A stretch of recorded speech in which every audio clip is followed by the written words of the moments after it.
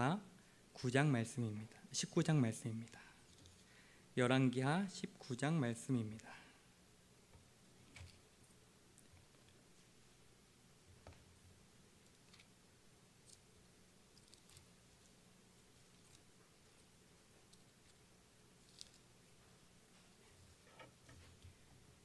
열왕기하 19장 8절에서 19절까지만 봉독하시겠습니다. 19절까지만 봉독하겠습니다. 8절부터 번갈아 가면서 교독하시겠습니다. 랍사게가 돌아가다가 아수르 왕이 이미 라기스에서 떠났다함을 듣고 림나로 가서 아수르 왕을 만났으니 왕이 거기서 림나와 싸우는 중이더라.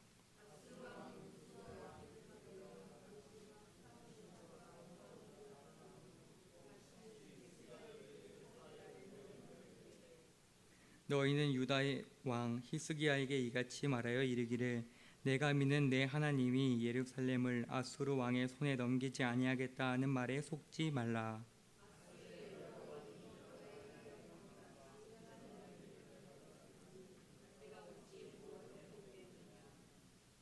내 조상들이 멸하신 여러 민족 곧 고산과 하란과 레셉과 들라살에 있는 에덴 족속을 그 나라들의 신들이 건졌느냐?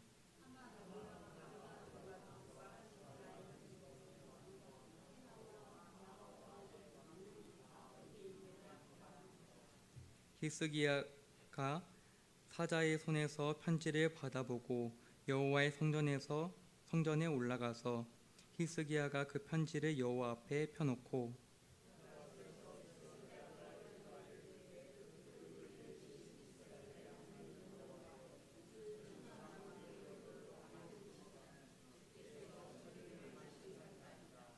여호와여 귀를 기울여 들으소서. 여호와여 눈을 떠서 보시옵소서. 사내립이 살아있는 하나님을 비방하러 보낸 말을 들으시옵소서.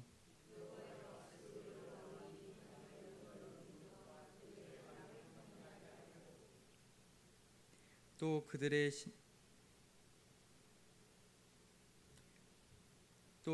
신들을 불에 던져 싸우니 이는 그들이 신이 아니요 사람의 손으로 만든 것 곧 나무와 돌뿐이므로 멸하였나이다.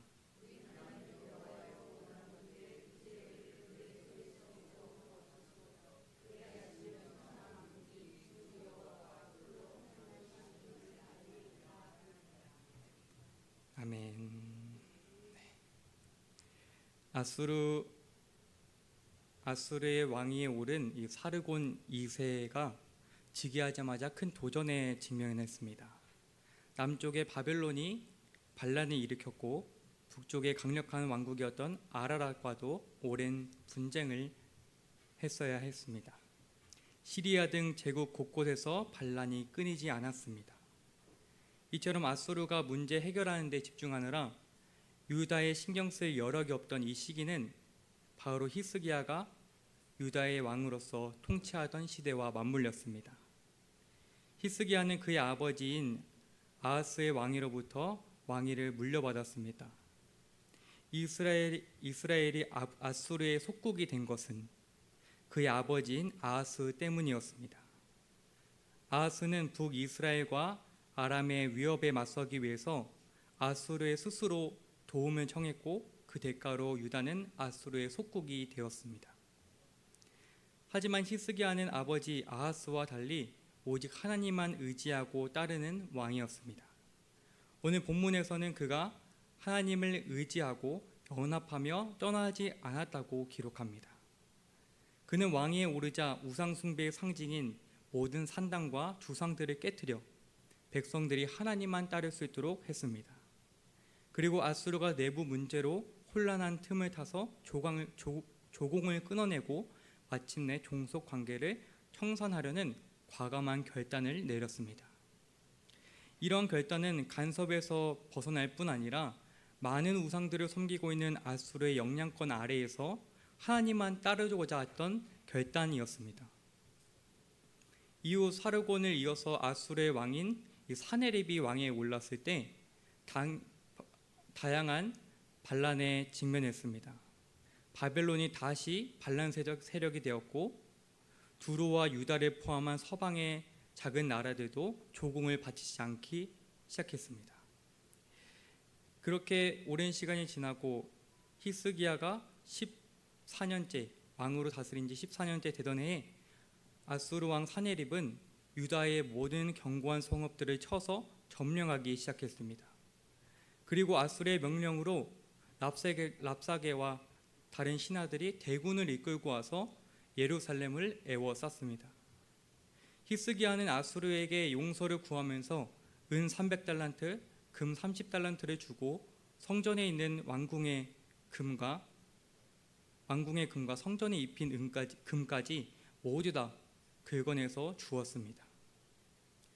하나님을 온전히 따랐던 히스기야에게 이 순간은 절망적인 순간입니다.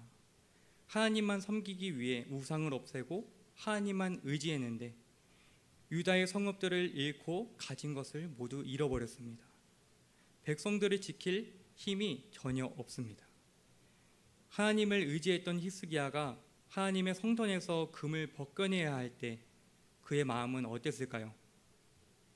히스기야는 가진 것을 다 내놓더라도 하나님의 나라를 지키고자 최선을 다했습니다. 그러나 그 상황은 나아지지 않았습니다. 우상만 섬기던 북이스라엘이 죄로 인해서 멸망한다면 그것은 타당하다 생각합니다. 그러나 히스기야에게는 형통함이 있어야 하지 않을까요? 우리가 하나님을 잘 섬기고 하나님만 따르는 삶을 살았는데 어느 일을 통해서 모든 것을 다 잃고 아무것도 할 수 없는 상황이라면 어떨까요? 랍사게는 먼저 이스라엘 백성들이 하나님을 배신하고 따르지 못하게 절망하도록 만듭니다. 제가 며칠 전에 전도를 하는데 전도를 하기 위해서 한 세탁소 사장님과 이야기를 나눴습니다. 이런저런 이야기를 하다가 아들분이 결혼하지 않았다는 말씀을 계속 하시면서 남자는 제대로 된 수익이 없으면 결혼을 하면 안 된다 라는 말씀을 계속 강조하셨습니다. 돈이 없으면 아내를 힘들게 하는 거다, 돈이 없으면 결혼하면 안 된다 라고 하시는 그 말씀을 계속 들으니까 저도 모르게 제 안에 낙심되는 마음이 찾아왔습니다. 이 세탁소 사장님의 말씀 뿌리에는 하나님이 아닌 돈이 너의 안정과 행복을 보장한다는 가치관이 깔려 있었습니다. 랍사게의 외침은 바로 이 세상의 가치관의 말이었습니다. 랍사게는 하나님이 아닌 아수르가 자비를 베풀어야만 너희들이 살 수 있다. 아수르가 너희 생사를 결정한다 라고 외치는 것입니다. 오늘날 사탄은 랍사게처럼 직접적으로 외치기보다 세탁 사장님의 말처럼 지극히 합리적이고 현실적인 조언의 모습으로 우리에게 다가와 하나님을 의지하지 못하게 만듭니다. 우리는 낙심과 절망 한가운데서 어떻게 해야 할까요? 해답은 히스기야의 다음 행동에 있습니다. 랍사게가 뭐라고 외쳤는지 자세히 보십시오. 그는 왕국의 책임자에게 너희가 내게 이르기를 우리는 우리 하나님 여호와를 의뢰하노라 하리라마는 이라고 말하며 백성들에게는 히스기야가 너희에게 여호와를 의뢰하라 함을 듣지 말라 외칩니다. 세상은 랍사게처럼 우리가 하나님만을 섬기지 못하도록 끊임없이 방해합니다. 이 세상에 살아남으려면 하나님보다 더 중요한 것이 많다 속삭입니다. 때로는 우리 역시 그 논리에 설득되어서 하나님이 아닌 다른 것에 마음을 빼앗길 수 있습니다. 그러나 히스기야가 백성들에게 강조하여 가르친 것처럼 오직 하나님을 의지해야 합니다. 참된 구원은 하나님께만 있기 때문입니다. 세상은 하나님은 무능하다, 구원하지 못한다 말하며 우리를 낙심케 하지만 우리는 진리를 알기 때문에 다시 하나님을 붙들 수 있습니다. 히스기야는 랍사게의 말을 듣고 옷을 찢고 베옷을 입은 채 성전으로 나아갔습니다. 그리고 하나님의 말씀이 절실히 필요함을 깨닫고 신하들을 이사야 선지자에게 보냅니다. 이 행동이야말로 그가 이전의 왕들과는 근본적으로 다른 사람임을 보여주고 있습니다. 이전의 왕들은 위기 순간에 모면하기 위해서 하나님을 이용했습니다. 보통의 왕이라면 이런 상황에서 선지자에게 어떻게 하면 전쟁에 이길 수 있습니까? 또는 어떤 외교적 전략을 세워야 합니까? 같은 인간적인 해결책을 물었을 것입니다. 하지만 히스기야는 달랐습니다. 하나님을 비방하고 모욕하는 아수르를 어떻게 할 수 없는 것에 아파하며 하나님의 도우심을 구하고 있습니다. 그들은 유일하신 하나님을 다른 신들과 비교하여 아수르에 무릎 꿇는 나라들이라고 말하면서 예루살렘도 그들 중에 하나가 될 것이다. 여호와도 건질 수 없다라고 조롱합니다. 그 말에 자신의 안위보다 하나님의 이름이 모욕을 당한 것에 더 크게 아파했습니다. 그리고 마침내 히스기야는 하나님께서 아수르의 손에서 구원하실 것을 믿으며 기도를 부탁합니다. 히스기야는 소망이 사라지지 않았다는 믿음에 매달렸습니다. 오직 하나님만이 구원하실 수 있는 분임을 믿었던 것입니다. 이사야는 아수르를 두려워하지 말라라고 말하면서 아수르 왕이 어떤 소문을 듣고 자기 땅으로 돌아갈 것이고 또 거기서 죽을 것이라고 구체적인 예언을 말합니다. 히스기야는 두려워할 필요가 없었습니다. 주님께서 자신을 모독한 아수르에게 자신을 알리실 것이기 때문입니다. 랍사게는 그 예언처럼 정말 물러갔고 사네립 왕은 림나에서 구스와 전투를 벌이고 있었습니다. 그러던 중 사네립은 다시 한번 히스기야에게 편지를 보내 위협했습니다. 하나님께서 예루살렘을 아수르의 왕의 손에 넘기지 아니하겠다는 말에 속지 말라. 하나님은 구원할 수 없다라고 말입니다. 하나님을 의지했던 그 히스기야의 믿음을 흔들려고 계속 공격했습니다. 히스기야의 믿음을 뿌리채 흔들려는 끈질긴 공격이었습니다. 사탄은 우리의 믿음을 계속해서 흔들려고 합니다. 하나님의 말씀을 믿지 말라고, 기도할 필요 없다고, 하나님을 의지할 필요 없다고, 하나님을 믿지 말라고, 그거 없이도 구원할 방법이 다 있다고 말합니다. 믿음을 버리고 아수르와 같은 세상의 힘에 항복하라고 부추깁니다.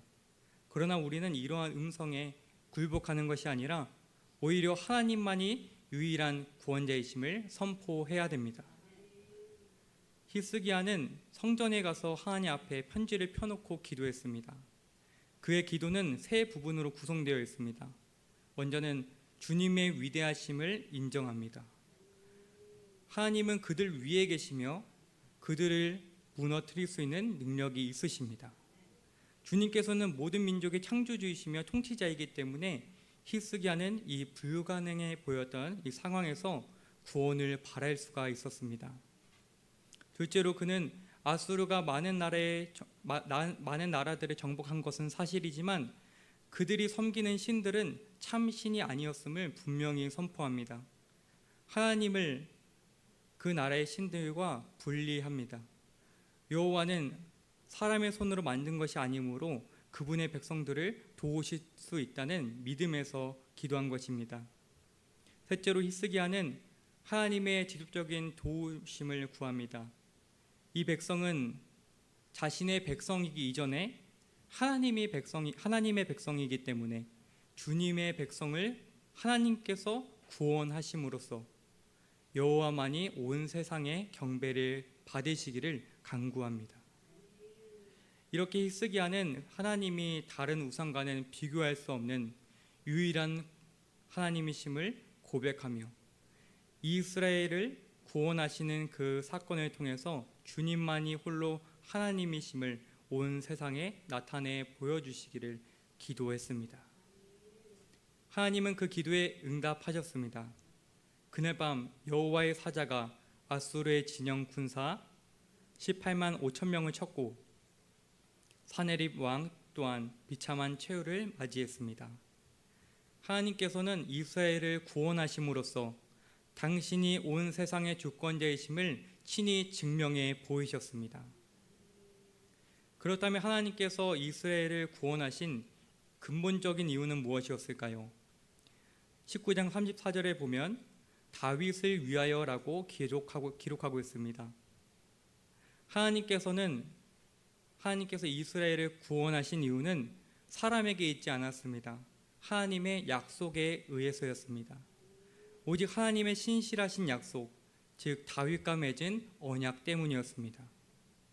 하나님께서는 다윗과 맺은 언약을 기억하시고 이스라엘을 구원하신 것입니다. 다윗 이전에 아브라함과 이삭, 야곱, 모세 등과 맺으신 언약들이 있습니다. 이 모든 언약은 결국 한 사람, 한 씨를 향하고 있습니다. 갈라디아서 3장 16절에는 이렇게 설명합니다. 이 약속들은 아브라함과 그 자손에게 말씀하신 것인데 여럿을 가리켜 그 자손들이라 하지 아니하시고 오직 한 사람을 가리켜 내 자손이라 하셨으니 곧 그리스도라. 구약의 언약들은 다윗의 후손으로 오실 예수 그리스도를 증언하고 있습니다. 이 백성은 연약하고 부족했지만 하나님께서 약속을 맺어주셨고 하나님은 그 약속을 신실히 이루어 가셨습니다. 그 언약은 이스라엘 자손만을 위한 것이 아닙니다. 그리스도를 믿는 모든 자의 것입니다. 유대인이나 헬라인이나 종이나 자유인이나 차별 없이 하나님의 것이라면 곧 아브라함의 자손이고 약속을 따라 유업을 얻을 자이기 때문입니다. 믿음으로 말미암아 우리는 예수 그리스도 안에서 하나님의 자녀가 되었습니다. 어떻게 이것이 가능합니까? 삼위일체 하나님께서 창세 전부터 우리를 구원하실 것을 약속하셨기 때문입니다. 하나님께서는 인간이 하나님의 말씀을 어기고 죽음을 선택할 것을 알고 계셨습니다. 그래서 은혜 언약, 새 언약을 준비하셨습니다. 새 언약은 그리스도가 우리의 대리인으로서 우리의 모든 의를 다 이루시고 우리의 죄값을 다 치르시고 우리의 보증인이 되시는 완전한 성취의 언약입니다. 하나님은 구약시대 내내 아브라함과 모세, 다윗과 같이 계속 언약을 갱신하시면서 장차 올 새 언약을 더욱 분명히 하셨습니다. 그리고 마침내 새 언약의 중보자이신 그리스도를 통해서 우리의 구원은 단번에 그리고 영원히 성취되었습니다. 그리스도가 모든 의를 이루시고 부활 승천하셔서 하나님의 보좌 우편에서 그리스도의 영 성령님을 보내주셨습니다. 그래서 성령님께서 예수님께서 이루신 그 완전한 의를 우리에게 적용해 주심으로써 우리는 예수 그리스도와 하나 되게 하시고 그 영원한 구속 언약의 성취를 이루십니다. 우리는 그 단번에 제사로 영원히 온전하게 되었습니다. 이것이 진리이며 하나님께서 친히 제정하신 유일한 구원의 길입니다. 세상이 아무리 우리의 믿음을 흔들려 해도 우리는 믿는 도리를 굳게 붙들어야 됩니다. 우리를 위협하는 앗수르는 오늘도 다른 모습으로 우리를 찾아와서 오늘도 우리를 낙심케 하고 다른 것에 눈을 돌려 진리에게서 눈을 떼게 만듭니다. 도저히 바꿀 수 없을 것 같은 절망적인 상황으로 우리를 몰아갑니다. 그러나 우리는 오직 예수 그리스도만이 구원의 기름을 선포하며 살아가기를 원합니다. 상황과 나의 연약함을 뛰어넘는 하나님께서 영원한 약속으로 우리를 자유하게 또한 온전하게 하셨습니다. 이것이 이 세상에서 가장 신뢰할 수 있는 약속입니다. 우리는 이 구원의 은혜를 생각하면서 함께 기도했으면 좋겠습니다. 주신 말씀을 기억하면서 함께 기도합니다. 우리를 하나님의 자녀로 불러주심에 감사합니다. 영원 전에 작정하신 구원을 따라서 계획하시고 구원을 이루시고 우리에게 구원을 입혀주시니 감사드립니다. 날마다 구원하신 분과 함께하고 구원을 이뤄가시는 분을 의지하며 구원을 완성할 그 날을 소망하며 살게 하여 주시옵소서. 우리 함께 기도하겠습니다.